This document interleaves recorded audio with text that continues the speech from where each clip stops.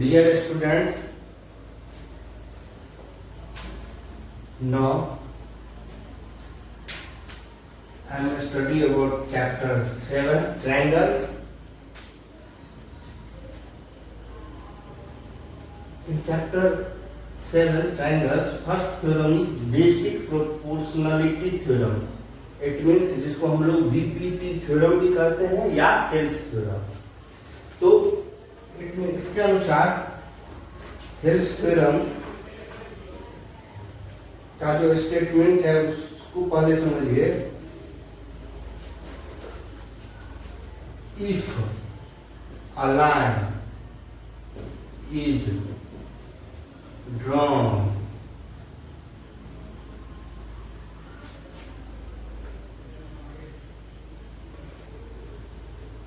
parallel to one side of a triangle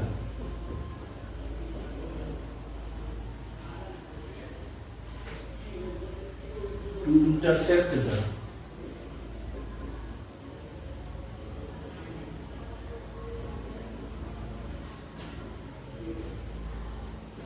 other two sides.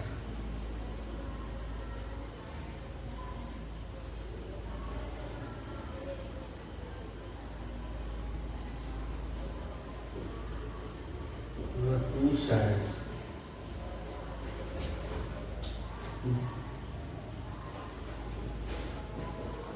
distinct points.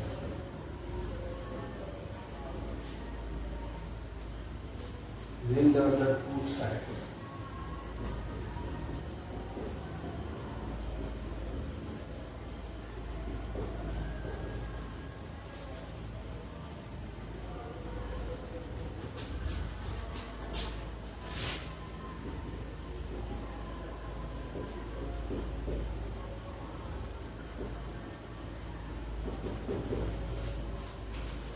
तो हम लोग आते हैं थ्योरम पे.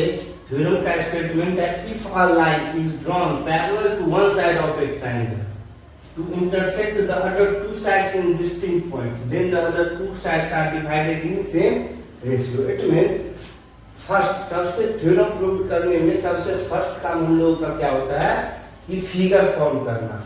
तो फिगर फॉर्म करते हैं तो सबसे फर्स्ट में हम लोग क्या करते हैं एक ट्रायंगल ले लिए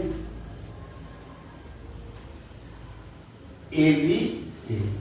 एक ट्रायंगल ले लिया गया है.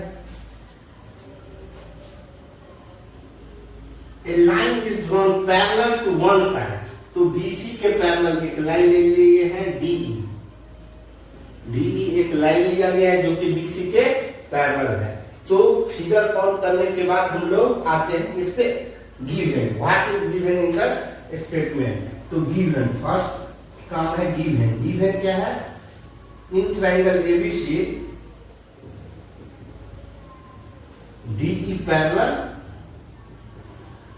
बीसी. ठीक.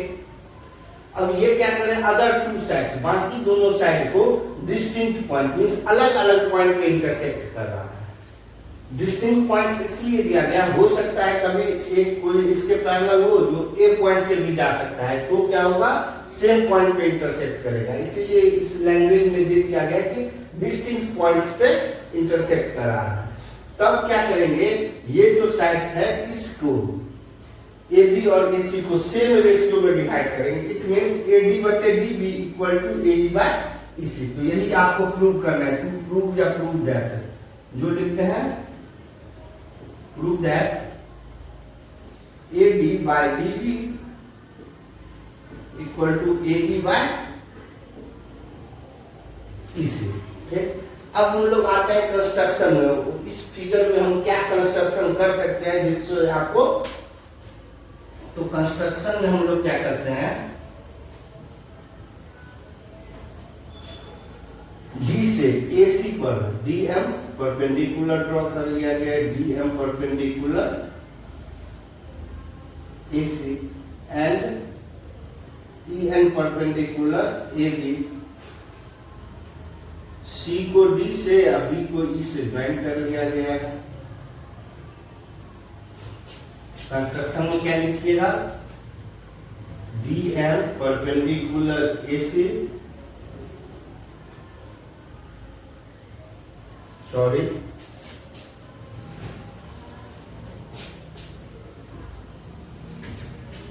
draw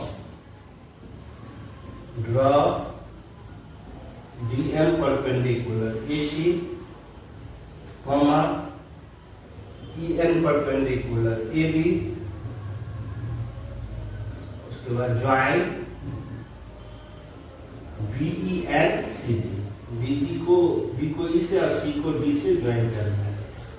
अब हम लोग आते हैं प्रूफ पे। प्रूफ में देखिए, इस फिगर में ध्यान दीजिए तो ADE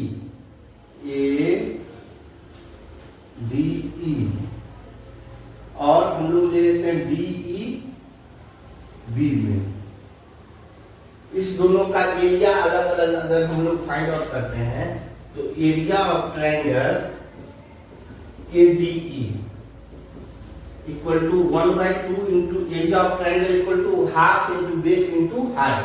तो ADE में देखिए दो हाइट है, एक है EN दूसरा DM। हम डिपेंड करता है कि आप बेस क्या ले लीजिएगा। तो बेस जब क्योंकि सेकंड ट्रायंगल है BDE, तो BDE में बेस BD आ रहा है, इसीलिए इसमें हम लोग जो AD को बेस लेंगे तो AD बेस के लिए हाइट क्या हो जाएगा EN, तो 1/2 into EN into AD। Same way area of triangle BDE 1/2 into इसका बेस देखिए, तो बेस क्या होता है कि वर्टेक्स से अपोजिट साइड पर जो परपेंडिकुलर लाइन ड्रॉ किया गया है। तो यहां देखिए इसमें कहीं पर नहीं है, लेकिन अल्टीट्यूड यानी परपेंडिकुलर जो होता है किसी ट्रायंगल के एक्सटेंडेड पार्ट पे भी हो सकता है। तो यहाँ पर BD के एक्सटेंडेड पार्ट पर क्या किया गया है, ये परपेंडिकुलर है, तो इसका हाइट यही EN लिया जाएगा, बेस BD, तो 1/2 इंटू EN इंटू BD लिखिए या DB लिखिए। अब इस दोनों को ADE और BDE को डिवाइड देते हैं हम लोग, तो area of triangle ADE by area of triangle BDE equal to, तो half into EN into AD बटे half into EN into DB, तो half half cancel, EN cancel, AD by DB। इसको इक्वेशन 1 ले लिया गया है कि area of triangle ADE by area of triangle BDE equal to AD by DB, equation 1। Same way हम लोग आते हैं ADE और CDE में लेंगे। जब आप CDE में लीजिएगा तो बेस EC हो जाएगा, तब हाइट DM लिया जाएगा। तो एक बार एरिया ऑफ ट्रायंगल हम लोग निकाल लेते हैं। सेम वे अगर सेम प्रोसेस हो तो हम सिमिलरली करके उसको लिख सकते हैं। तो यहाँ पर सेम उसी तरह हम लिख लेंगे similarly area of triangle ADE by area of triangle CDE equal to AE बटे EC आपको निकल जाएगा। फिर सेम वे हम निकाल सकते हैं, इसका हो जाएगा 1/2 इंटू बेस AE को लेंगे तो हाइट DM हो जाएगा, इसमें बेस EC लेंगे तो height DM, same way half और DM कैंसिल हो जाएगा तो AE बाई EC हो जाएगा। अब आपको प्रूव क्या करना है, AD by DB equal to AE by EC। तो यहाँ देखिए RHS में 1 और 2 में AD बाई DB और AE बाई EC आ रहा है। तो RHS कब इक्वल होगा, जब आपका LHS इक्वल होगा। तो LHS में ध्यान दीजिएगा, area of triangle ADE by BDE, यहाँ है area of triangle ADE by area of triangle CDE। तो ADE तो कॉमन है, बट BDE और CDE कॉमन डिफरेंट है। तो ये कब संभव है कि AD by DB equal to AE by EC हो जाए, जब एरिया ऑफ ट्रायंगल BDE और एरिया ऑफ ट्रायंगल CDE क्या हो जाए, इक्वल हो जाए। इक्वल होने के लिए हम लोग प्रीवियस क्लास में आते हैं, क्लास 9 में आप लोग पढ़े होंगे कि the area of two triangles be same if they lie between same parallel line and they have same base। तो यहाँ पर देखिए BDE ये फिगर हो गया, फिगर स्पष्ट रूप से ध्यान दीजिए, और CDE, इस दोनों ट्रायंगल का बेस, दोनों में DE क्या है, सेम बेस है। DE दोनों ट्रायंगल के लिए है, कॉमन है, BDE में भी D है और CDE में भी DE है। तो एक पॉइंट तो आ गया कि उसका बेस सेम है, और दूसरा है they lie between, both triangle are lie between same parallel है। तो BDE और CDE ये दोनों, DE और BC पैरेलल लाइन से इस दोनों के बिटवीन में आ रहा है। जब ऐसा होता है तो वो दोनों जो भी ट्रायंगल्स हैं उसके एरिया क्या हो जाते हैं, इक्वल हो जाते हैं। तो हम लिख सकते हैं कि triangle BDE and triangle CDE have same base DE and they lie between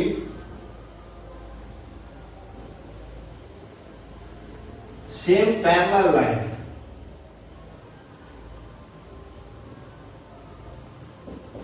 DE and BC। इसीलिए तो क्या हो जाएगा, एरिया ऑफ ट्रायंगल BDE बराबर area of triangle CDE। Equation 3।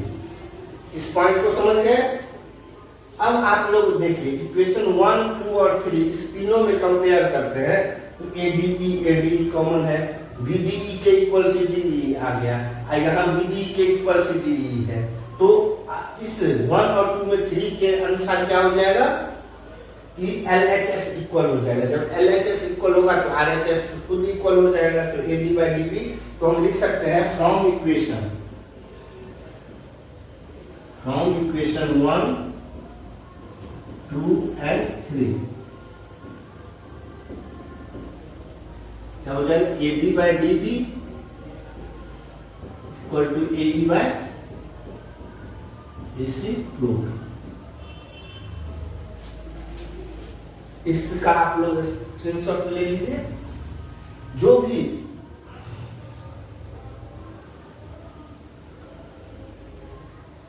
इस तरीका से हम लोगों ने आज थ्योरम 1 यानी थेल्स थ्योरम के बारे में जाना। अब इसके बाद हम लोग नेक्स्ट वीडियो में इससे रिलेटेड जो एप्लीकेशंस होते हैं, इससे रिलेटेड जो क्वेश्चंस आते हैं उसके बारे में जानेंगे, और इसके और क्या क्या कोरोलरी हो सकते हैं या इसका कन्वर्स क्या हो सकता है उससे रिलेटेड थ्योरम के बारे में जानेंगे। अगर आप लोगों को ये वीडियो अच्छा लगा हो तो लाइक, सब्सक्राइब और शेयर कीजिएगा। इसी तरह का मैथ्स सॉल्यूशन के लिए आप लोग मेरे channel Sujit Kumar maths point को सब्सक्राइब कीजिए और घंटी के निशान को दबाइए। Okay, thank you.